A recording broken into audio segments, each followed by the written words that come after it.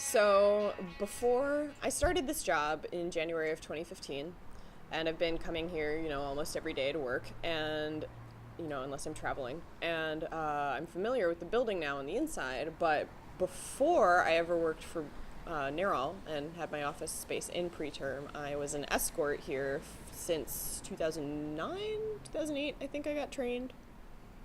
Something like that. So a long time. I was a volunteer. I had to stand outside on Saturdays. I did, a Saturday every time I was home from college, and I did a Saturday a month whenever I was living in town. And I became very familiar with the faces that would come here every day and would, yell things to us. And as an escort, you're absolutely not allowed to engage. You're not allowed to holla back. You cannot give them any incentive to get angry, to get violent, to try and come up to you. You can't, you certainly can't get in their face. You can't incite any kind of anything that could end up being a physical altercation. You'll get a lawsuit slapped on you so fast, your head would spin, because these people are always filming you, always trying to incite you for some kind of petty crime. They're always on the hunt to denigrate those who work here, those who come here. I've seen them upset a lot of different women, and I've seen a lot of women and their partners be very resilient and would definitely, they would be like, hey, can we yell at them? I'm like, yeah, I can't, but you go ahead, and then you'd secretly be like, woo, as you watch the husband come in and be like, you have no idea what I'm going through, and just let his rage out and powerlessness feeling at the whole situation, because you're not having a great time going to the clinic, even if you're comfortable with your decision.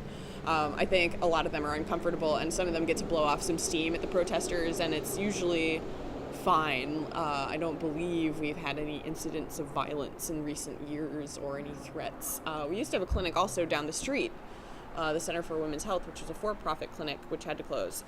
And we would take turns doing both, and sometimes people would come to the wrong clinic and we'd have to walk the patient to or from the other clinic, and people would be yelling at them the whole time, and we'd carry big umbrellas and stuff and try and talk to them and try and distract them from what was happening around them, which was a lot less pleasant. So I think the escorts started being very resilient. We'd dance in the winter to keep warm and sing songs and build community with one another for that day, for the 4 or 5 hours we were outside. And every time we would walk into Preterm, they'd say, thank you for being here, and they'd be super nice to us, and I felt really fulfilled by that, even though there's this uncertainty with this sort of violence and this sort of toxic masculinity that comes and shouts at you and tries to inflict their will upon you. There's an unpredictable nature in that, which is unsettling, I think, and it does unsettle a lot of people, especially after the recent, terrorist attack in Colorado's Planned Parenthood. So, people are wary here, but we have each other's backs, and I think a lot of people who come here are pretty comfortable with their decision already, because women have usually made up their mind by the time they come here, and the most that those people can do who yell